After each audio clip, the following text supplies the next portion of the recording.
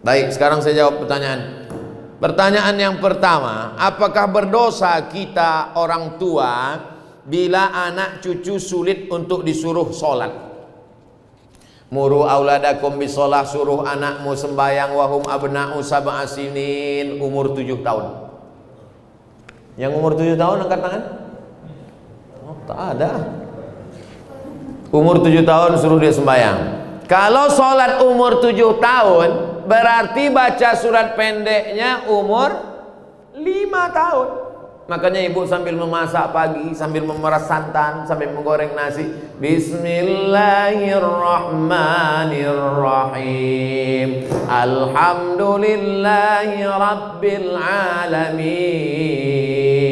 Ar-Rahmanirrahim, Maliki Yaumiddin. Anak itu mendengar, hafal dia tanpa melihat Al-Quran. Dia tak bisa baca, tapi dia bisa hafal. Maka nanti umur 7 dia akan sholat. Umur 7, wadribuhum fil asrah.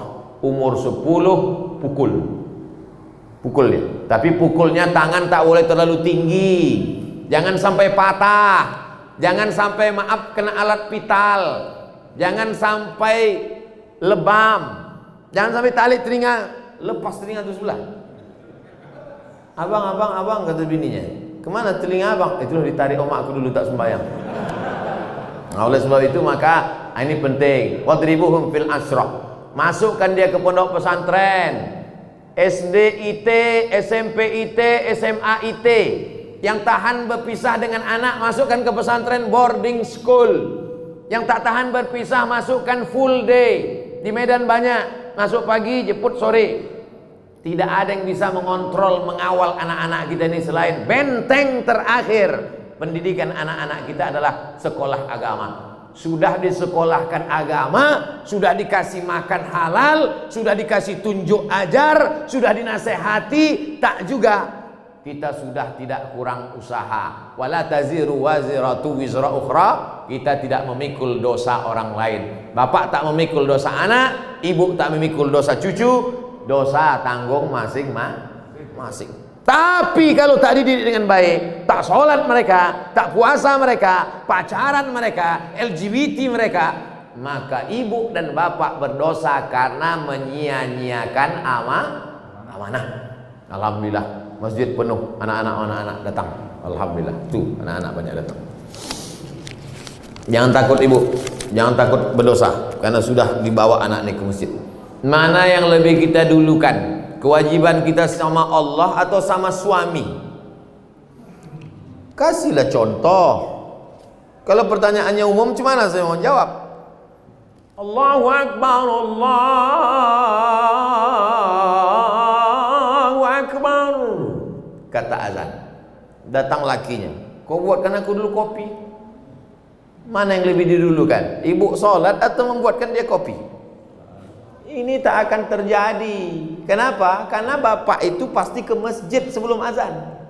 Mana mungkin dia minum kopi orang azan?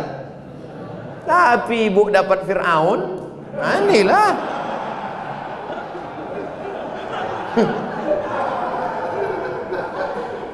Taatlah kepada suami. Innama huwa jannatuki wa naruki. Suamimu itu bisa jadi surgamu, suamimu itu bisa jadi nerakamu. Kan itu yang selalu dihafal hadis oleh suami kan? Surga kau, sini. Suami yang bagaimana bang? Ibu mesti cerdas sikit. Kasih tahu dia suami yang ke masjid bang, dia ke masjid. Tapi ibu juga tak bisa menasihati bapak itu. Jangan mentang-mentang ibu udah pengajian pulang dari sini bang. Assalamualaikum. Nah, mudah-mudahan bapak yang belum ke masjid, amin. Tapi kalau ditengok ini bapak ini sama ibu ini orang-orang masjid semua, insyaallah. Kita doakan mudah-mudahan dapat hidayah. La ta'ata li makhluqin, itu kaedahnya. La ta'ata li makhluqin fi ma'siyatil khaliq. Tidak ada ketaatan kepada manusia kalau menyebabkan durhaka kepada Allah. Ibu disuruhnya misalnya buka jilbab. Aku tak suka lah nengok kau jilbab, macam nenekku tengok. Coba kau buka jilbab itu, kau cat warna kau, rambut kau 3 warna, merah, kuning, kelabu. Ibu tak mesti patuh, karena perbuatan itu melanggar syariat Islam. taat dan patuh pada suami selama itu taat kepada Allah dan Rasulullah Sallallahu Alaihi Wasallam. Kalau disuruhnya ibu pakai jilbab panjang, patuh. Kalau disuruhnya ibu ikut pengajian, bagus. Kalau disuruhnya ibu bersedekah, patuh. Tapi kalau disuruhnya melawan perintah Allah, la ta'ata. Itu kaidahnya. La ta'ata li makhluqin fi maksiatil khaliq. Tak ada ketaatan kepada makhluk kalau menyebabkan maksiat kepada Allah. Ustadz, apakah kita terlalu khawatir dengan virus COVID ini bisa merusak akidah kita, Pak Ustadz? Misalnya bapak saking takutnya kena penyakit paranoid, ketakutan tak tentu arah, itu tauhidnya sudah kena itu. Wa kadzalika ja'alnakum ummatan wasata. Kami jadikan kalian umat yang pertengahan, tidak terlampau berani sampai nantang-nantang petantang petenteng, tidak pula terlampau takut, bukan ekstrim kanan, bukan ekstrim kiri, tapi pertengahan. Berserah diri kepada Allah, beribadah, ikut protokol, tetap ikuti, jangan terlalu terbawa oleh media. Yang namanya penyakit itu dari dulu sampai sekarang ada, dan tak semua orang yang kena COVID mati, dan tak semua yang mati itu kena COVID. Ada juga yang mati kena bersin. Berapa banyak orang tak sakit mati, menguap mati. Banyak orang yang tidur mati, tidur ketuk pintunya subuh tak bangun-bangun, pas dipegang udah dingin macam es batu. Oleh sebab itu berapa banyak pula yang dinyatakan positif sehat. Nah, itu jangan terlalu takut. Semua yang mati itu kata Nabi, lan tastakmil rizqaha wa ajalaha, lan tamuta nafsun, tidak akan mati orang qabla an tastakmila rizqaha wa ajalaha. Kalau sudah rezekinya penuh, kalau sudah umurnya penuh, pasti dia mati. Kenapa Abdul Somad itu tak mati-mati? Belum penuh. Mau dibunuh orang, mau diusir orang, disantet orang. Kalau memang belum penuh, tak mati. Tapi kalau sudah penuh, mati. Nah, ibu-ibu, bapak ini semua belum penuh lagi. Nanti kalau ada yang penuh, kemana sih anda kemarin? Udah penuh dah, mati lewat. Jadi jangan terlalu takut. Takut itulah yang membuat kita akhirnya imun kita jadi turun. Kalau sudah imun kita turun, maka kekebalan tubuh kita hilang, penyakit pun datang. Saya tidak tablik akbar nih dari bulan Maret, April, Mei, Juni, Juli, Agustus. Pertama kali saya keluar sejak COVID, inilah ke Medan. Tapi tetap dengan protokol kesehatan. Nah, saya bawa-bawa kan ini, biar jangan apa kali COVID itu. Insya Allah anak saya lepas pesantren akan lanjut ke Sudan. Nah, Sudan tempat saya kuliah tuh. Pertanyaan, anak saya wanita, bagaimana situasi dan kondisi Sudan saat ini? Sudan terjadi revolusi peralihan kekuasaan dari Jenderal Omar Bashir setelah 30 tahun berubah sekarang, dan terjadi kesepakatan antara tentara dan sipil. Setahun dipimpin oleh sipil, lalu kemudian oleh tentara. Terjadi pergolakan politik. Tapi bagi mahasiswa tidak terlalu berefek. Saya di sana bulan 12, 2 kali. Bulan Juli, kemudian bulan 12 saya datang lagi. Anak-anak mahasiswa beberapa dari Sumatera Utara. Saya membawakan bantuan untuk PPI, Persatuan Pelajar Indonesia yang dari Sumatera Utara. Saya bawakan bantuan. Nah, nih. Oh, datanglah dari provinsi lain minta juga. Saya bilang ini duit orang Sumatera Utara. Kalian minta lah ke kabupaten provinsi kalian masing-masing. B, butuh berapa tahun biasanya untuk selesai S1 Pak Ustaz? S1 4 tahun, S2 2 tahun, S3 2 tahun dah bisa sidang. Tapi kalau mau lengkap 3 tahun, lewat dari 3 tahun kena denda.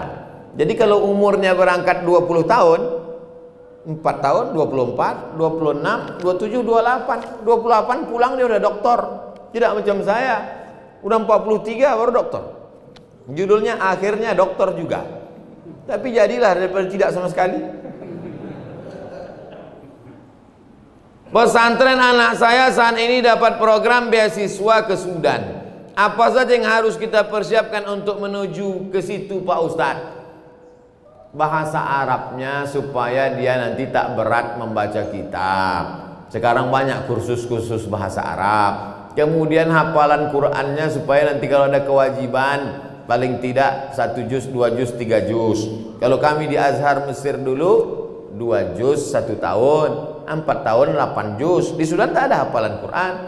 Oleh sebab itu maka jangan terlalu takut, jangan terlalu khawatir.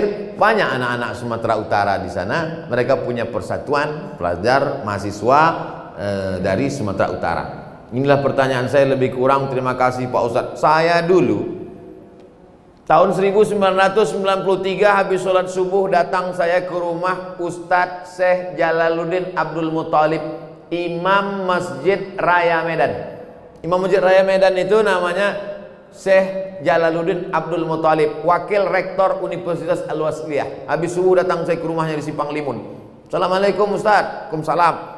Aku mau sekolah ke Arab Ustadz. Waktu itu saya tak tahu Mesir, Sudan, Maroko, tak tahu. Yang tahu saya Arab aja. Aku mau ke Arab Ustadz. Senyumlah Ustadz Syekh Jalaluddin. Kau kelas berapa sekarang? Kelas 3 Ustadz. Kau selesaikan dulu aliyah baru kau kesini. Jadi yang mau berangkat itu saya. Makanya banyak kalau jamaah nanya ke saya, Ustadz bisa anak saya kuliah ke Arab? Saya tanya, yang mau nih bapak apa anaknya? Anak saya bos. Kalau saya yang mau. Orang tua saya membebaskan saya, terserah kau. Nah, tapi saya mau waktu itu. Lalu kemudian setelah taman aliyah datanglah saya. Ustadz, aku udah taman aliyah, ini ijazahnya.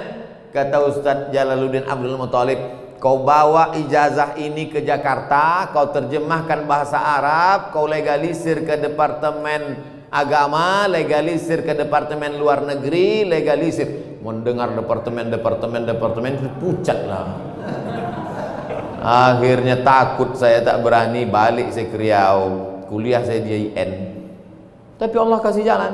Datang pengumuman. Waktu itu belum ada lagi www.google.com. Informasinya masih pakai pos. Jam 12 siang pulang saya kuliah di IN. Datanglah surat pakai pos, dikirim kawan saya dulu satu pesantren di Darul Arafah Medan, Lau Bekri, Deli Serdang. Abdul Halim namanya yang mengirim. Ikuti tes ke Mesir besok pagi. Suratnya sampai jam 12 siang. Langsunglah saya berangkat naik SDH, Spiro Dolo Hole. Mendaftar ke IAIN. Sampai di IAIN besok pagi, daftar situ. Nama orang yang menerima pendaftaran itu namanya Ustadz. Alah, lupa pula namanya. Ditanyanya, ada keluarga kau di Medan? Ada Pak. Kalau tak ada, di rumah. Karena ditengoknya dari Riau. Ikut tes saya. Yang mengetes itu orang Mesir. Besar sorban, hampir sebesar ban Vespa lagi. Mas muka, kata dia. What is your name? Langsung saya jawab, Abdus Somad. Nah, itu pula PD-nya kita kalau nama kita ini ada di Quran kan. Abdus Somad. Saya Abdus Somad. Istamir, kata dia. Sambung bacaan ayat yang kubacanya. Innallaha la yastahi an yadriba mathalan ma ba'udatan fama fawqaha. Sambung, kata dia. Saya baca. A'udzubillahi minasyaitonir rajim. Bismillahirrahmanirrahim. Innallaha la yastahi an yadriba mathalan ma ba'udatan fama fawqaha. فأما الذين آمنوا فيعلمون أنه الحق من ربهم وأما الذين كفروا فيقولون ماذا أراد الله بهذا مثلا يضل به كثيرا ويهدي به كثيرا وما يضل به إلا الفاسقين. Kebetulan yang ditanya itu pas yang selalu saya bawa sholat.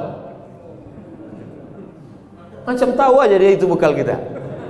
Akhirnya keluarlah pengumuman 100 anak Indonesia yang lulus beasiswa ke Mesir. Saya baca dari nomor 1 sampai 100, tak ada nama saya. Rupanya karena grogi tak nampak. Baca, ada di situ rupanya Abdul Somad. Berangkatlah dari Jakarta dulu, pelatihan 2 bulan. Saya adik-beradik 2 orang. Anak pertama laki-laki, adik pun laki-laki. Orang tua sayang. Bukan saya ini 12 orang lalu pergi satu lupa dia. Nah, pergi.